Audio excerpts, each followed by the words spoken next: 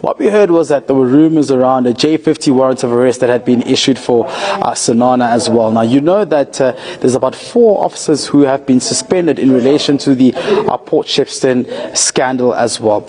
Imagine being one of the top elite crime fighters in the country, only to be marched out of your own office at gunpoint, stripped of your state laptop and treated, in your own words, like a dog. Here and cry and say I subjected him to the a polygraph test for the theft of his coffee machine.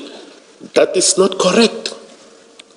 Maybe for lack of a better word, it is insane of me to shall have done that, commissioners.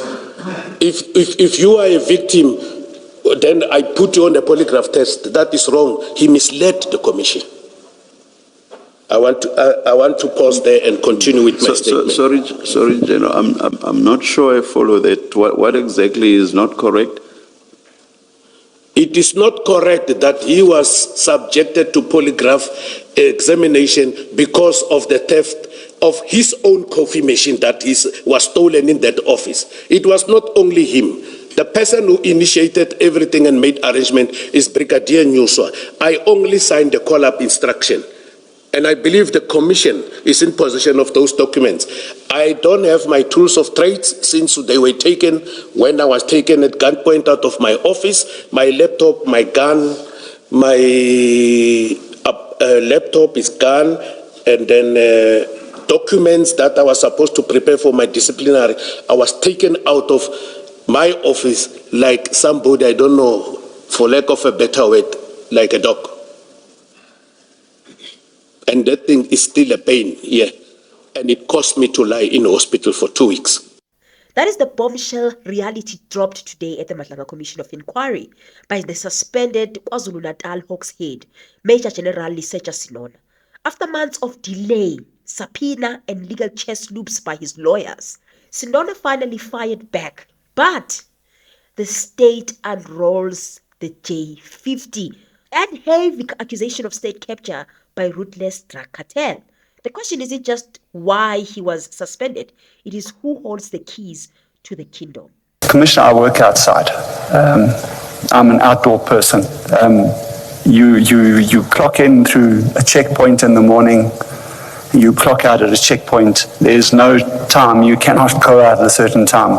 My only safe space was my coffee machine, and then they stole my coffee machine inside the DTCR. Sorry, I'm laughing about it. It's still so annoying. And I had to get polygraphed because of the theft of my own coffee machine.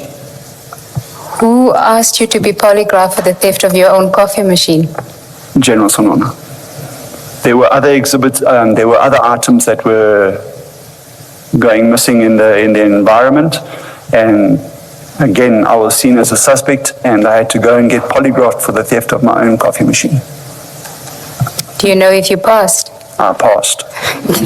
Let's look at what this is really about. In June 2021, a massive drug bust at Durban Harbour, nets of 541 kilograms of pure cocaine were found or intercepted. And what was the street value? It was a staggering 200 million rands. Instead of being locked down securely, and massive howlies moved to a walk-in safe at the Hawks office in Port Shepstone, a facility with zero CCTV and no working alarm system. And then it completely vanishes. The commission has dropped evidence showing this wasn't a slick break-in. It was a glaring inside job. Worst yet, earlier testimony from Brigadier Campbell Nyuswa revealed that General Senona personally had access to both keys to that very strong room. Warrant Officer Mpangase gave both set of keys to General Senona in my presence.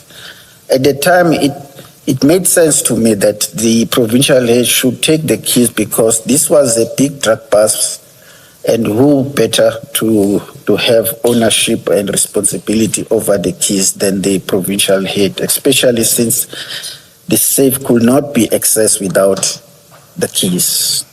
When clean cops like Warrant Officer Carl Sanders started digging, they found themselves abruptly redeployed, targeted, and subject to polygraph tests under Senona's command structure. Senona claimed he moved Sanders to protect him because of allegations he was selling drugs to Durban syndicate. But the Commission's paper trail tells a very different, highly strategic story. And I don't believe this is a staged thing.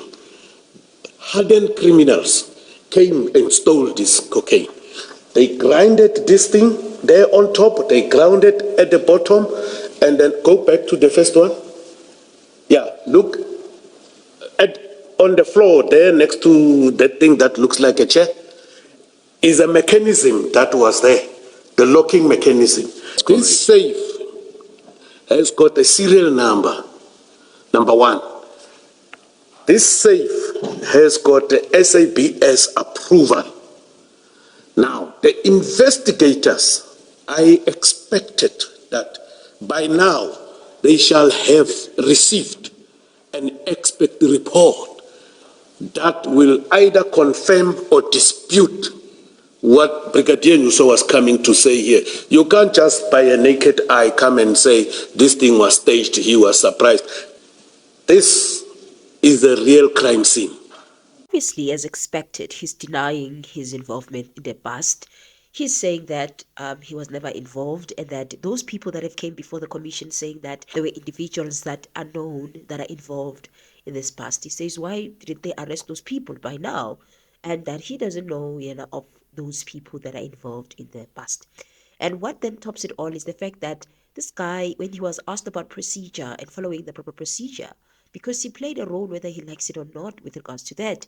And he says that he didn't know that there was new laws that say that when these substances or exhibits are intercepted, they have to put them in evidence bags. According to him, there was not really a need for evidence bags because it's a standard that's in precedence, if you can put it like that. He even showed us the picture of General Lesetja Senona in one of the busts, and they were not having any equipment or evidence bags for these exhibits. And he says it was a standard thing. Therefore, there's just a lot of developments of the law around the handling of exhibits and everything. And he says that he has not sensitized himself with each and every law. He did not read each and every law around that. So if there was any change in the law with regards to putting these exhibits in evidence bags, he might have not known about that law because apparently, he doesn't read.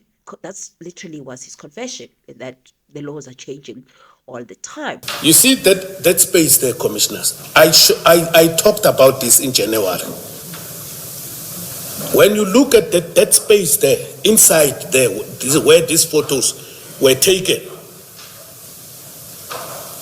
There is General Kele, the former minister, there's General Mkwanazi, there's General Libya, there's General Sitole, the former national commissioner. Do you see what is happening there, commissioners? Those are mandrakes. Are they in forensic bags? And that place is the place where the drugs were stolen. This 541 kg. Hence, I agreed to the suggestion of my brigadier, because here is evidence that I presented before, and I'm presenting it again, that it was not the first time. And the senior members that are there are far much senior than me. So he sees no wrongdoing literally on his side. But here's where the story takes a bizarre and almost unbelievable turn. Out of the 200 million drug heist, what became a central talking point today was the missing coffee machine. Yes, you heard it right. Senona had to explicitly state in his official brief today that I have no recollection of subjecting the member to a polygraph test relating to the theft of a coffee machine, as well as the issue of the dismissal of Mr. Sanders, blaming everybody but himself, saying that he might have signed anything that says Sanders has been moved to supply chain, but it was not his instruction to begin with. He started blaming Nuswa and he started blaming Godfrey Libya, who was the head of the Hawks at that time. So this guy literally, he was saying, I didn't do anything, everybody else, but not me. In as much as everybody else that stood there at the Madlanga Commission with regards to the Port Shepstone bust, they were pointing the finger at him, but he's pointing the finger at other people like Lesetja Senona and Nuswa. So it's just a cycle that I think the Madlanga Commission, if they fall in the trap, they'll keep on running around and not even getting to the conclusion, because now and again they'll have to be calling people that are going to answer to whatever. For example, calling you, so did you suspend senders? So it will make sense for them to literally say, okay, we've heard all the sides. We as the commissioners, we're going to make our own conclusion as to what is really going on here. I don't recall Brigadier Newsom coming and telling me that Sanda requested to be placed back, because at some stages a decision needed to be taken there, and commissioners. So him saying Sanda requested to be transferred back, no, I recall saying to Brigadier Newsom that the member must be taken back to Soki. And then when we talk about Soki, serious organized crime, the provincial commander who is responsible for serious organized crime units, which are 5 in the province, is Brigadier Newsom. So if he decided to place him at the EPR, he should have provided reasons why he did that. Because I must say, we comply with instructions, and if you are not happy with it, you comply and complain. That is the culture of the police. For investigative journalism, following this, it's a classic counterintelligence playbook movie, clouding a massive systematic state failure and narco trafficking collisions with tribal internal disciplinary drama to muddy the water and stall for time. With Dali Mpofu arguing that the commission is overstepping its mandate and denying them access to critical files, the pushback from the top brass is reaching a fever pitch. The issue is that the general is saying that he takes responsibility as the head, but he can't be asked about, did this one open this key or whatever, and at that level. If you are a manager, you rely on people. You can't, it doesn't mean if you're a CEO, you must know what's happening in the technology department, in the accounting department, in this and this, at the level of that detail. But as I say, I don't want to maybe start with the questioning, but with the greatest respect, it's not clear what needs to be achieved in relation to the terms of reference. May I clarify with your leave, Chair? May I just ask a question? Does the fact that with regard to this, and in particular the storage, does the fact that the General had taken a particular interest in this and even went to Port Shepstone himself, even took over the keys, does that not distinguish it, for example, from your situation? Yes. At the SAPC of not necessarily knowing what is happening at the Northwest office of the SAPC. Thank you, Chair. It may or may not, but I'm making a different point.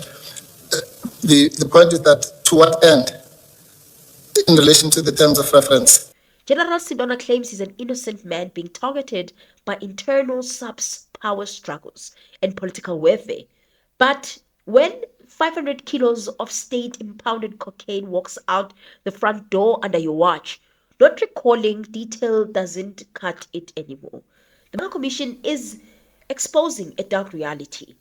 The cartel hasn't just infiltrated our streets, they've compromised the very people sworn to dismantle them. What do you think? Was Senona a victim of a dark police mutiny, or he's sitting on the biggest secret of the KZN drug trade? Accepted that on the basis that he was not present. He cannot comment on what went down. He will live with the concessions made. I then shifted to Port Shepstone, where he was present now. These are two different scenarios. And it cannot be that he cannot be questioned about flouting of prescriptions in his presence. He was aware. It is different for what happened at the harbour, what happened at Isipingo, because he was not present. And that distinction is an important one to hold.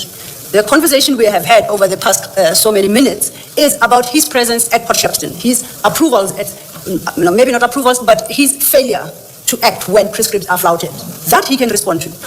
And it is not enough for Mr. Mpofu to call it minutiae. There are a series of questions of what we consider flouting of prescripts in his presence that at the very least must be put, each question, to General Senona. And there is no basis for Mr. Mpofu to stop that exercise. The question will be put. What arises is how General Senona responds thereto. I was going to deal with the provisions of the Act and the fact that actually the witness is under compulsion to respond to every question put to him in the commission and answer to the satisfaction of the commissioners, at the risk of inviting consequences to him. Another important aspect that she spoke about was the issue of Nengi and the fact that they got exonerated. There was investigations against them, that they were involved in the kidnappings in the torture of Mr. Nengi. So Mr. Nengi was a suspect in the kidnapping of Desai. So I've covered that story intensively in this channel many a times. And there was someone that even went, Captain Mlojwa, who went at the Madlanga Commission and exposed Lieutenant General Mkhwanazi that they were tortured, and even opened a case right now against people like Lieutenant General Mkhwanazi. But from what we are hearing from Senona is that the investigations were conducted, internal SAPS investigations, and they were all exonerated from those investigations. So he was very excited about that. I think, he's just going through a lot. And, the small victories are making him feel quite happy. And also, do you think this J50 warrant of arrest that has also been issued is going to finally be implemented? Drop your thoughts below, hit the subscribe button, and stay logged to Rules and Rulers as we unpack the Madlanga Commission.